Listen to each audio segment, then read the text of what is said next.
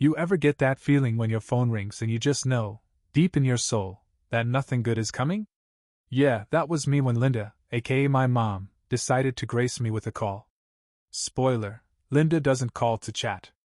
She calls when she's about to emotionally mug you.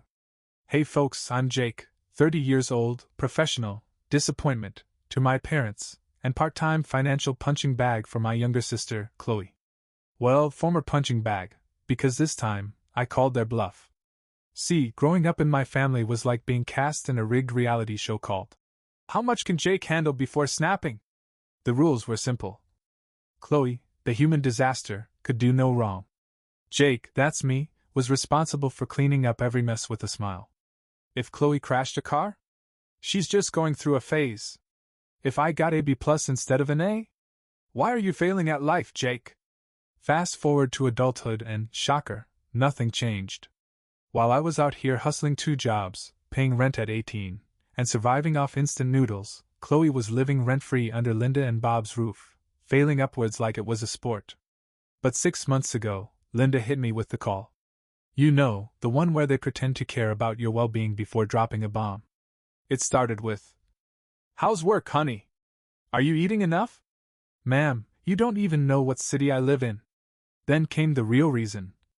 "Chloe's in a bit of trouble." "Oh really? Is it Tuesday already?" Turns out, little miss, nothing is ever my fault. Managed to rack up $40,000 in debt. And not the cute kind like student loans, nah, this was. She borrowed from people who probably have collections in their job title. Linda's grand plan? Jake, you've always been the responsible one. You can help her, right? I swear, I could hear the violin music playing in the background. So I did something unheard of in my family. I said no. Like, full stop. No explanations, no excuses. That's when Linda dropped the mom voice and went full villain origin story. You're abandoning your family. Do you want Chloe's blood on your hands? Yeah. I hung up. My heart was racing, my hands were shaking, but for once, I wasn't playing the hero in Chloe's latest drama. Little did I know, saying no was just the opening act of this circus. Because when you tell a toxic family no, they don't back off, they double down. So, after I hung up on Linda, thinking I'd just dropped the mic, my phone had other plans. Within minutes, it started lighting up like I owed them money. First, it was Linda with the classics. "We didn't raise you to be this heartless. Family sticks together, Jake. If Chloe gets hurt, that's on you." Oh, but wait, enter Bob. The man's basically a background character in his own life, but even he found the energy to send gems like, "Do the right thing. You're better than this." Thanks, Bob. Real inspiring stuff. But the Oscar for Best Dramatic Performance? That went straight to Chloe. She hit me with a novel-length text, dripping with self-pity. "I've always looked up to you, Jake. How can you leave me to suffer like this? You're doing so well, it's just $40,000 to you." Just $40,000? Oh yeah, let me check my couch cushions real quick, Chloe. The entitlement was so thick I almost choked on it. But I stayed silent. Thought maybe if I ignored them, they'd get bored and move on. Spoiler, they didn't. A couple of days later, I get a call from Aunt Susan, the only sane person with our last name. She sounded awkward, like she'd been dragged into this mess against her will. Turns out, Linda had been busy turning the family tree into her gossip column. She told everyone that Jake the Cruel was leaving poor, innocent Chloe to be hunted down by dangerous people. Like, I was the villain in some low-budget action movie. I explained everything to Susan, the debt, the manipulation, the attempted identity theft. Oh yeah, we'll get there. She was shocked, but thankfully had my back. She told me straight up, "Jake, you're right. Chloe needs to face reality." Finally, someone with a brain. But that didn't stop the rest of the family. Suddenly, I'm getting texts from cousins I forgot existed. "You should really remember what family means. You'll regret turning your back on your sister." Like I hadn't spent my entire life being Chloe's personal safety net. And just when I thought the drama had peaked, bam, I get a call from my bank. Apparently, someone tried to access my accounts using a fake ID. They flagged it before anything got stolen. Now, I didn't need Sherlock Holmes to figure this one out. Who else but Chloe would be desperate, and delusional, enough to try and rob me after I said no. That's when I realized. This wasn't just emotional blackmail anymore. This was war. And I was about to pay Chloe a little visit. So there I am, storming over to Chloe's apartment, still seeing red after the whole "let me just casually steal Jake's identity" stunt. I didn't text. I didn't call ahead. Nope. I wanted to see the look on her face when I asked her straight up. She opens the door looking like she just lost a fight with her blanket. Hair a mess, rocking pajamas at 6 p.m., like life's one big Sunday morning. She leans against the doorframe, all casual. "What are you doing here?" "Oh, I don't know, Chloe, maybe because you tried to rob me?" I held up my phone, showing the bank alert like it was a warrant. "Did you try to steal from me?" For a second, I thought she might panic. Deny it. Pretend to be offended. But nah, this is Chloe we're talking about. She rolled her eyes. "Oh, come on, Jake. You weren't going to help me. What choice did I have?" "What choice did she have?" I swear, I almost laughed right there. "You do realize that's illegal, right? You can't just commit fraud because life's hard, Chloe." "And what does she do?" She shrugs. Like I just caught her stealing fries off my plate, not trying to empty my bank account. Then she drops this bomb. "Mom and Dad said you'd give in if I pushed hard enough." Oh, so now Linda and Bob are coaching her in Financial Crimes 101? I stared at her, absolutely dumbfounded. "So they told you to commit fraud?" She waves it off like, "Not exactly, they just said you'd step up if things got serious." Yeah, Chloe. Identity theft is the serious crime they had in mind. I lost it. You don't have anyone else to turn to because you've burned every bridge you've ever had. And now you think you're entitled to my money? But did she flinch? Nope. Instead, she goes full jealousy mode. "You think you're better than me just because you've got your fancy job and your own place." Oh, here we go. I hit her with the truth bomb. "I earned everything I have. While you were playing victim, I was out there hustling. Don't pretend Linda and Bob sacrificed for me. They spent their lives bailing you out." For once, Chloe had nothing to say. Just stood there glaring, like I'd committed some crime by pointing out reality. So I ended it. "I'm done, Chloe.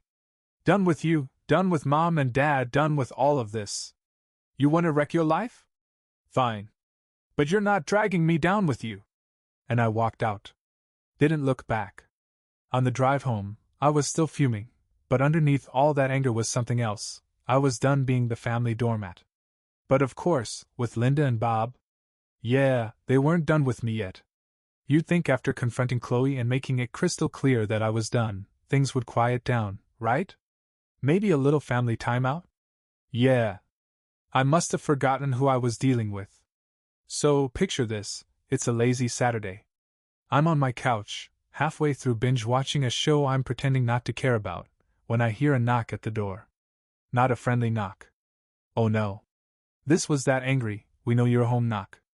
I peek through the window and there they are, Linda and Bob. Standing on my porch like they were about to sell me salvation, or demand a ransom. Now, any sane person would have just pretended they weren't home, right? But no, I knew Linda. She'd stand there ringing the bell until the neighbors thought I was harboring fugitives. So, I opened the door. Before I could even say, "Hi," Linda bulldozed past me like she was inspecting her property. Bob shuffled in behind her, doing his usual impression of a guy who lost the will to argue sometime in 1998. Linda spun around, hands on hips, eyes blazing like I'd just committed treason. "This has gone far enough, Jake. We need to talk." Oh, here we go. I leaned against the wall, arms crossed, already exhausted. Pretty sure I made my stance clear when Chloe tried to rob me, but sure, let's talk. Linda launched into this Oscar-worthy monologue about family loyalty, like she was auditioning for The Godfather, Suburban Edition. "Your sister is drowning, Jake. And you're just standing there watching. She's your responsibility, whether you like it or not." Responsibility? I almost laughed. Chloe is a 26-year-old adult who thought borrowing from people with neck tattoos was a solid financial plan. That's not my problem. But Linda wasn't hearing it. Oh no, she was just warming up. "Do you think we like asking you for help? Do you think this is easy for us? Yeah, Linda, it must be so hard constantly defending Chloe while simultaneously treating me like a walking wallet. Then Bob decided to grace us with his voice. He dropped his signature guilt trip line like he'd been rehearsing it all morning. We sacrificed everything for you kids. The least you could do is be there when it counts. Oh, I lost it. For me? You sacrificed for me? That's rich, Bob. You charged me rent at 18 and told me it was character building while Chloe got to live rent-free and jobless into her mid-20s. Every sacrifice you made was to clean up her disasters, not mine. Linda's face went from angry red to nuclear meltdown mode. If you don't help her, you'll regret this for the rest of your life. Do you want her blood on your hands? Ah, yes, the classic. Blood on your hands? Line. She really pulled out the greatest hits. I straightened up, looked her dead in the eye, and said, No, Linda. I'll regret letting you manipulate me for 30 years if I cave now. Chloe's mess isn't my mess. And neither of you gets to waltz in here and threaten me like this is some mafia movie. The silence after that? Chef's kiss. You could hear Bob regretting every life choice that led him to this living room. Finally, Linda spat out. Fine. If this is who you want to be, don't expect us to be there when you need us. I smirked. When have you ever been there, Linda? And with that, she stormed out, Bob trailing behind like a loyal sidekick who forgot why he was even mad. But oh, they weren't done. Because the next day, I get an email. Yeah, Linda went digital with her guilt tripping. A long, rambling masterpiece about how I'd broken her heart. How I was tearing the family apart. And get this, how they might cut me out of their will. Joke's on them. I wasn't exactly counting on inheriting the family collection of debt and delusion. Then, as if on cue, Chloe fired off another text. This time playing the I'm losing everything and it's all your fault card. She listed out her tragedies like a grocery list, sold her car, behind on rent, creditors calling. I stared at the message, shrugged, and deleted it. But just when I thought the circus couldn't get any crazier, I got a letter. From a lawyer. Linda and Bob were threatening to sue me. Yeah, apparently I had a moral obligation to bail out Chloe, and by refusing I had damaged the family. I laughed so hard I nearly framed the letter. My lawyer told me it was garbage, and that was the moment I realized. This wasn't salvageable. There was no fixing people who thought that suing their own son because he wouldn't pay his sister's gangster debt was normal. It was time to burn the bridge and never look back. So after I finished laughing at that lawyer letter, which, by the way, my real attorney called legally hilarious, I sat down and finally made the decision that had been tap dancing in the back of my mind for years. I was going on no contact. Not a trial separation. Not a timeout. This was the delete their numbers, block them on everything, wipe the emotional hard drive kind of no contact. It wasn't rage. It wasn't even sadness. It was relief. Like that moment when you finally unfriend the Facebook guy who keeps posting alpha male memes. It just felt right. So I opened my phone and boom. Linda blocked. Bob blocked. Chloe the Chaos Queen, extra blocked. Like I blocked her on apps she doesn't even use just to be safe. Then I hit the socials. Instagram? Gone. Facebook? Nuked. Twitter? She never used it, but I wasn't taking chances.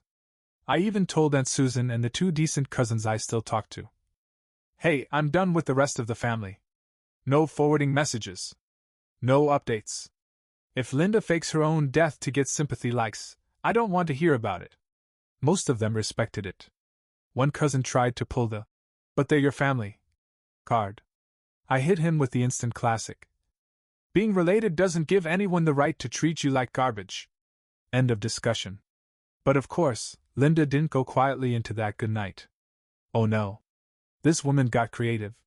She started calling from unknown numbers, leaving these dramatic voicemails like she was narrating a Hallmark breakup movie.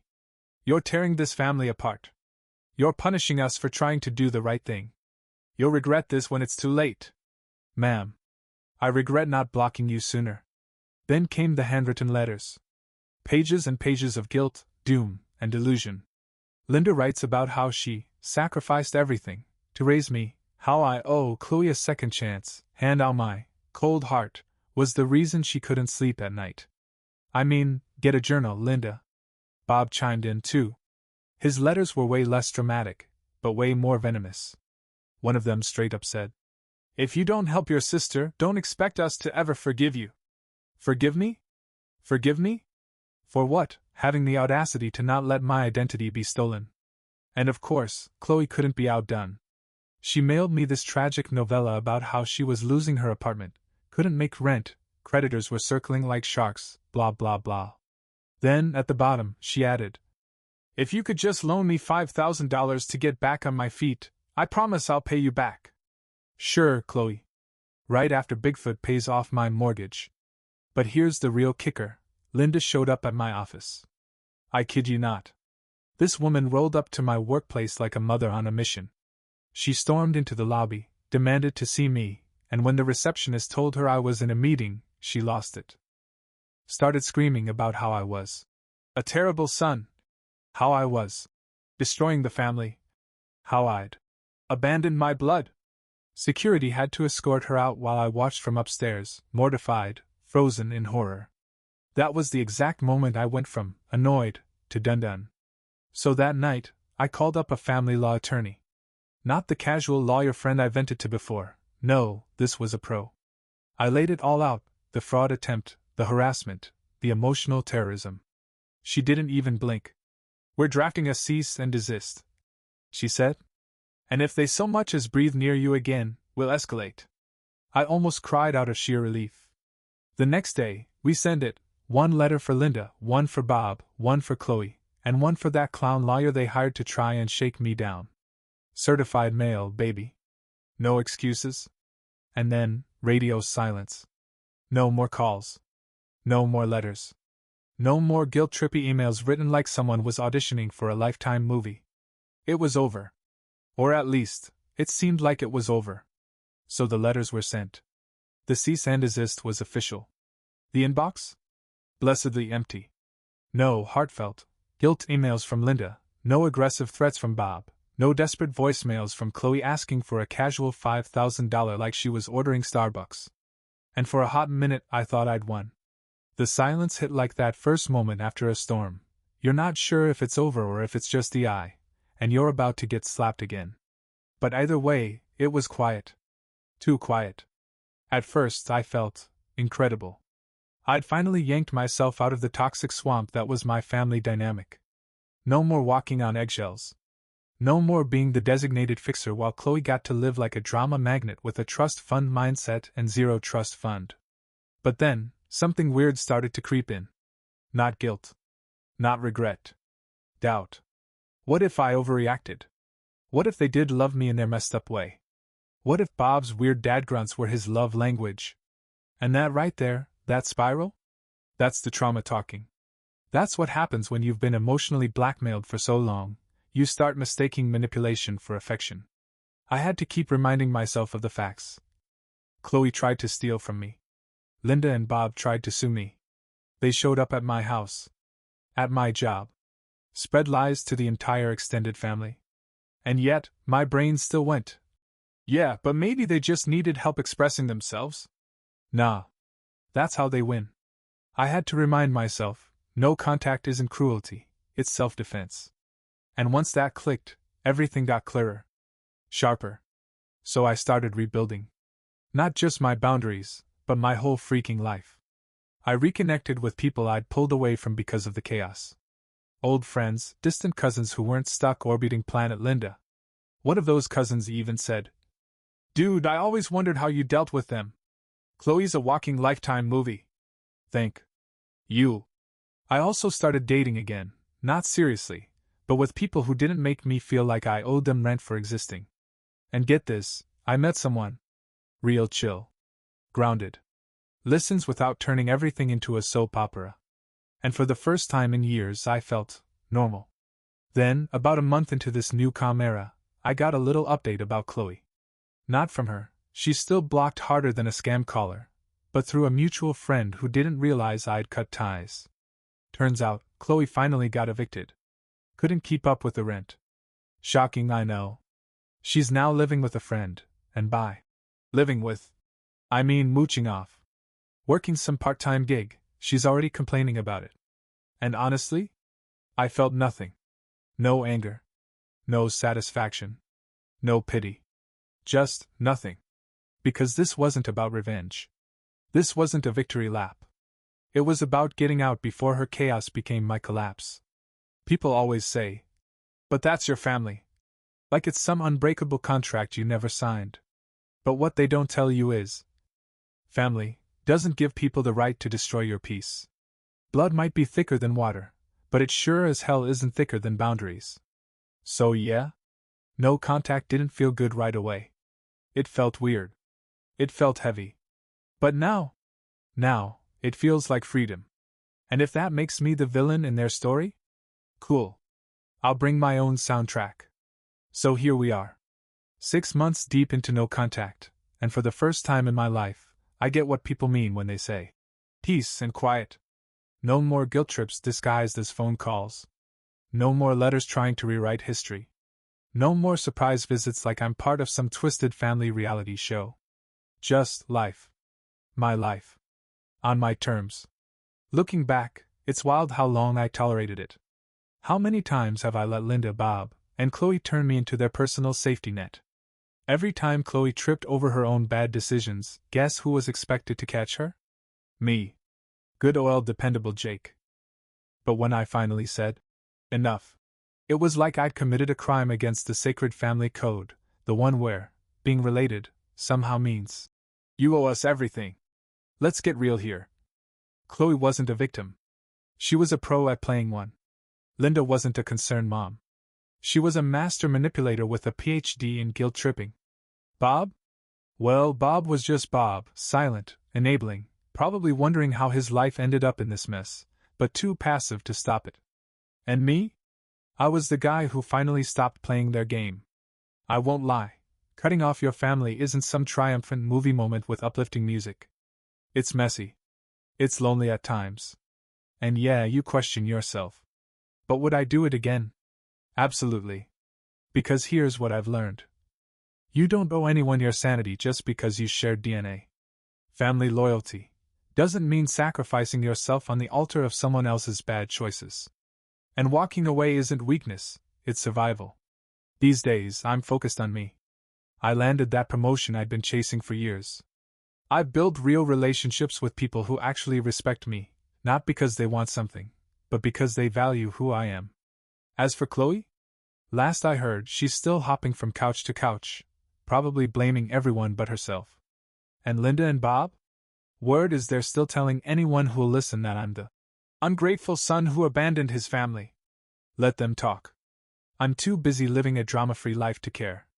So, to everyone out there dealing with toxic family dynamics, yeah, it's hard. It messes with your head. But trust me when I say, choosing yourself isn't selfish. It's necessary. Now here's where I throw it to you guys, the real judges of Reddit drama. What would you have done in my shoes? Could you cut off your entire family if they pulled this level of crazy? Or would you have caved somewhere along the way? Drop your thoughts in the comments. I know this one's gonna spark some debates. And hey, if you've ever had to set those brutal boundaries, tell me, did it get better for you too? Thanks for sticking around for this wild ride. Until next time, stay sane, stay sarcastic, and remember, no is a complete sentence.